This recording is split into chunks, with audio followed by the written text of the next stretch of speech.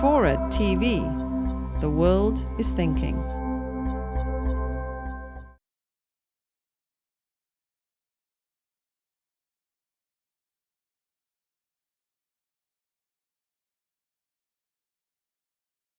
There's no credible evidence that the CIA or mob or any of these groups was involved in the assassination. Nothing. I told the jury in London, I said, you know, folks, I'll stipulate that 3 people can keep a secret, I said, but only if 2 are dead. And here we have a situation where close to 44 years later, not one word, not one syllable has leaked out. Why? Because there's nothing to leak out.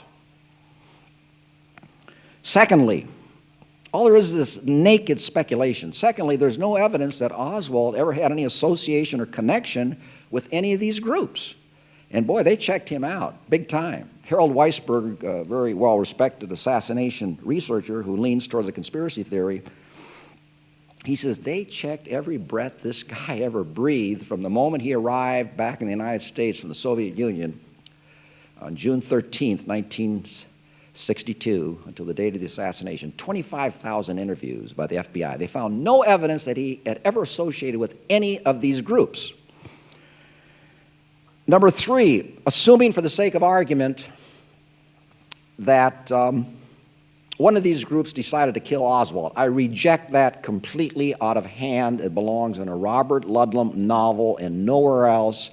But I didn't have that luxury in my book. In my book, I discuss it in great, great depth. But let's assume for the sake of argument the CIA or mob or the military-industrial complexes, let's kill President Kennedy. Oswald would have been one of the last people, and we know he's guilty, I've just told you that. I mean, I'll give you the evidence, 53 pieces. Oswald would have been one of the last people on the face of this earth whom they would have gone to. Why? Well, number 1, he was not an expert shot. He was a good shot, but not an expert shot. He had a $12 mail-order rifle.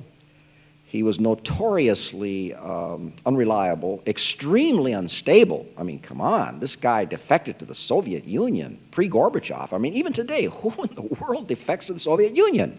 I mean, well, isn't it one of the bleakest places on earth? I think it is. And he gets over there, and he wants to become a Soviet citizen, and they turn him down. What does he do? He tries to kill himself. He tries to commit suicide. He slashes his wrist. Just the ideal type of guy that the CIA or mob would want to rely upon to commit the biggest murder in American history. Okay? Right. Let's take it a step further.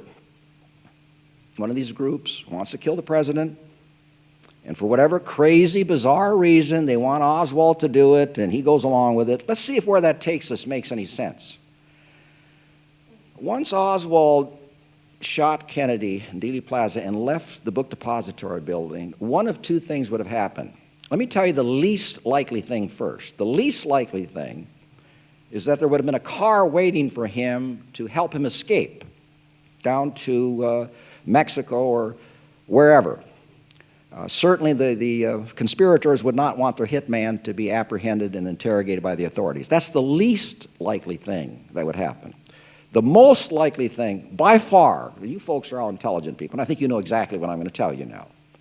The most likely thing by far, if the CIA or mob got him to kill Oswald for them, you know there would have been a car waiting for him to drive him to his death. You know that would have happened. And yet Oswald's out on the street with $13 in his pocket trying to flag down buses and cabs.